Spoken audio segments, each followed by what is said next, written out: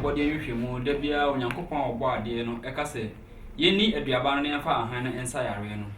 eno ene nam so ma Agadako New Life Clinic ayo madwen se da bia da yekọ mo nchen se yekope emo na se kodinchemu e wa yaresa ho a omo so aye krado so mo e de be mayen na ene de na wo mayen do ene de em se ewiase no asesa de bia se bo mo de se asesa no mo sa na ha de bia se de mesika no wan fa o TV no anto hape asmato okay because de bia no bo kwa ye be kan crossing no kore ene ye kan so sa na tie da le kan be ho asem ni kofu bebre the whole that bia aso kofu ma be ho asem ene no ma kura hu sa aba brepe no mu dimika no kore na nipa hu sa aba bre na ote na yare adokro ene de edu so no ye kunkumba kunkumba na we ye kunkumba bia keke okay we ebetumi adaha bosumo na ko bosumo no nen say empro en chef regime because yan fa dro bia nkan yan fa burene do en spray so yan fa fataraze engu ase okay na wo de koto the whole market no yeah ko be bia so vegetable no koto the whole market no na wo de fa to wa say 1 week e chef regime kura na ebe pro no correct be chon pro no je say wudi a won kwan na so betintam okay ekunipa okay na we de neti obo de e de bai say yare bi baba ada sasasi so ya e bokwa kopa bi aba ebekuyen ena ebisusu nam pramam bibia na yesi nyankopon na makwan na me na eje ya me na ere obo enya na gure wa makwan say ade no ba ye mfa nsen ho yare etu yesi nkonyi edi na ubisa na awon cheche ye beka kunkuma ho asa yo dog ani ahwefa mo hwe Agadako Online TV ye kodo ko no obo ye nchiremu yie efa kakumba ho dog mebusa se kakumba edie pa na ye mani padua no kunkumba de ho adwuma no edoso na na be category because as I say you know part 1 part 2 part 3 part 4 no part 10 yeah na ya now de bia me kase so fa atosode ana se vegetable now the kajja now no yepe wase no oh okay we are we bu say ya what's the city sir emu fita organic so project bru bia nkan na se wo modern awe no ro ana se wo brand wo gu afidiem na wo yam ana se wo poto ana wo kan sa na wo we a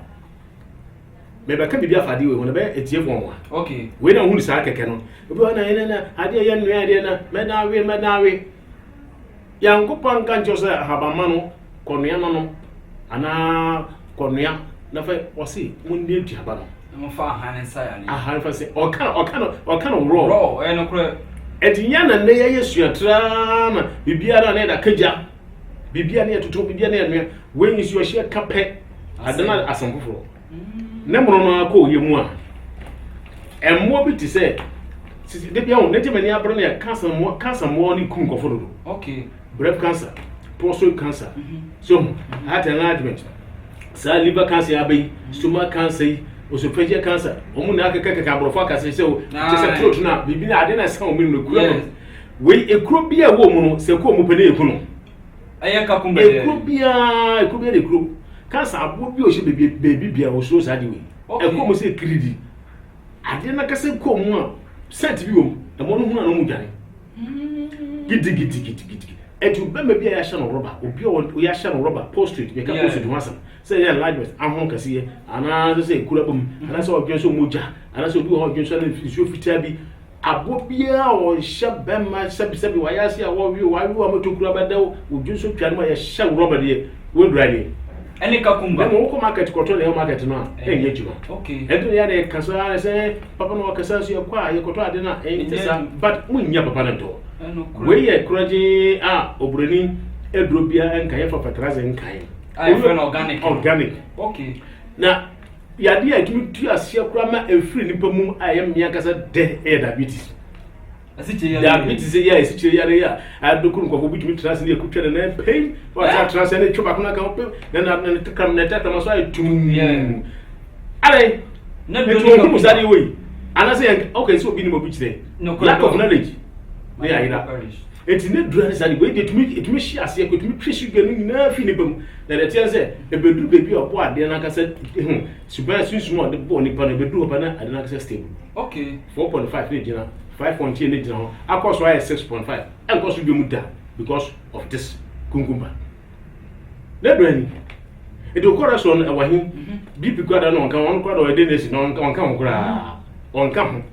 nia onu o se so oda won dimi na sisi na mfe chese wonya uric acid ma boroso jeso na heat jeso na enchia bam yes ena etunya froa na aka kidini no na ama sisi ya na ontum hu ne dura ni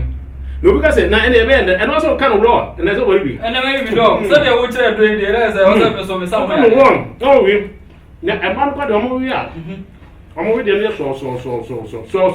as ma ko ton kufufu bi asra okay and na anti aging just say so what is 60 years ah what are we at that's what 40 years what are we here about this what in kwasra okay we dey na kasa basisa ebe ko ebe basisa be won na ye nto ebe kwa ko to 7 men ka so be ni yan de was the baby a obi a ye won bi a sa na paneti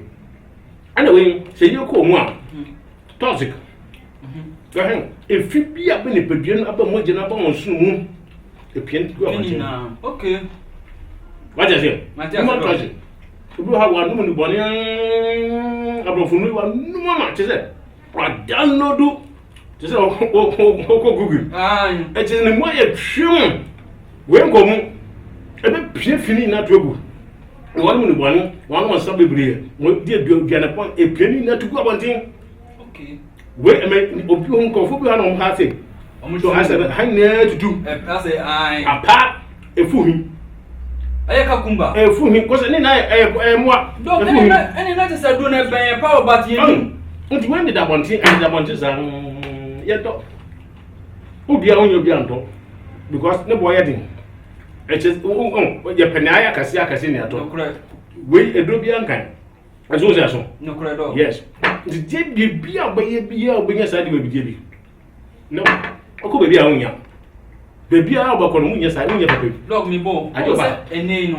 ene no bibia ye abrofo enti na okoto kura na we ya wo kire obi be ya so de akopɛ abonten de edwa so de ene so okwa ye ntire no okwa e baka tezo the same thing the papa ne kan on TV so no ani aso na ye no nti yeso bia wo hwe mi na etie fo ni ahwefo bi mu team mu tumi kan tira me ye supermarket wa okay oba be kukumba organic oba be tomatoes organic okay oba be nkuruma organic eye wa onsa yeah wa onsa no yes bibia kan o boni bia ye fa de boni bia ye fa spray bia ngase kurajen what is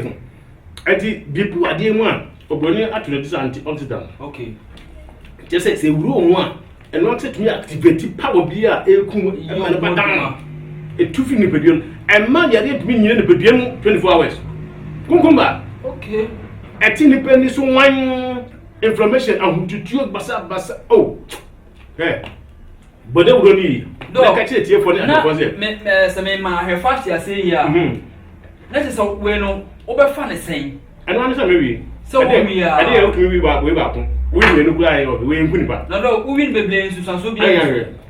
aya we tele we si no we si na bia na we ba ko a mo ba che wa ba ko ade fudu pe utumi wi ni na aya we e be pian na nsu bi gina mu a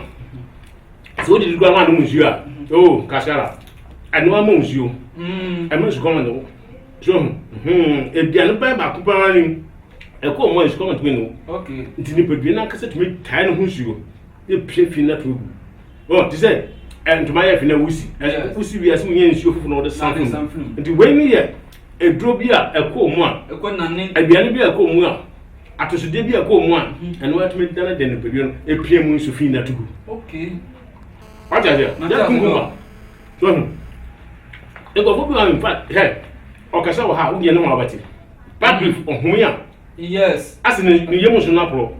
fi bia ye no en carbone en su no mo na mo wo ye nte bro ni so ye nte se party da bi chese aduku o ma bobo apopo wo ni yemu so ni na onwi eso apro o ye kunkumba no kan se no ano o kan ba no po so ye won de unda nti mo bi da do kan do o me mo bi mi o go minim se kakumba etimi ye sa awonwade we na etimi bie ni badin bulansi le thank you non ene mo yes o da de so ala no oh e como se sia we onima berwa onima kokora de no se ebe mu ebi mu bon anti su me yan ko pandi e de boss ade we ebe enye mo okay ko so nimpa se enyafo we enyafo do no credo what is obi oni sika ade ko kono ho yare onfa we okay anti me ka tse o tse fa so obi atum ne camera agada ko new life connect idin ko agba na yo de aga daako okay AGA daako aga and daako you boy da bi dog the whole world obi amaha estate ya na wo Ashoma estate okay ndu ko benya o se me ko oba ba so okay ade no nti emede o de ko na ye dog ma memra you are here for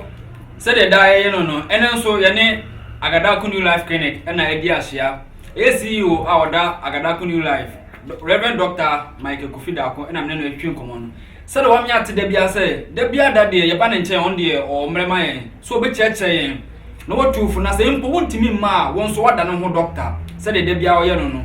And then Yakasa after Bibri Afa Kakumba home. Said the dog come here tears and was a Kakumba, a say, I would do Bibri, or be out there to us to see an refi. Ebi wa binim obi awutrim etutuo owipe ebi etutese sese ama wo yakama doctor say kakumba so wo wi ne sa ama wo wi de no etoso kama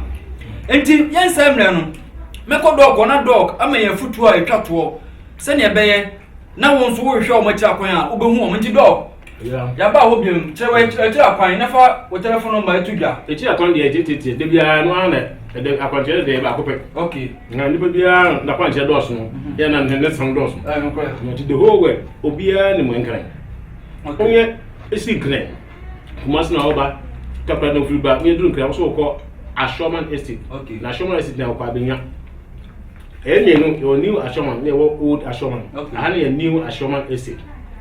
uri efigura ho say me kwa benya de no okay do me kwa benya road so okay nem squad ya nyame adum me kom kwa so say if you are there come me kom dia wonu if you are na come me kom so me kwa Ashoma estate na e wo me kom ho no okay if you are na come me kom telephone man no man be akope 0246 690590 okay and I say 0246 992946 I Ashoma estate Agadaku New Life Clinic hana baba benya atosude biche vegetables a editu yare a eye kranko yare a obibini ntumi enfa obrone duansa ade obibini edru okay me am di dwumade ho cha me di ni Ebenezer Ofori o hwe Agadaku New Life Clinic a say hwe no Ashoma estate eye oba hema ba store Otra community hospital na omo ni faso ame fa telephone number no na sa wo ba na wo yira wa from number ni 0246 690 590 and I say 0246 992 946 Agadaku online TV.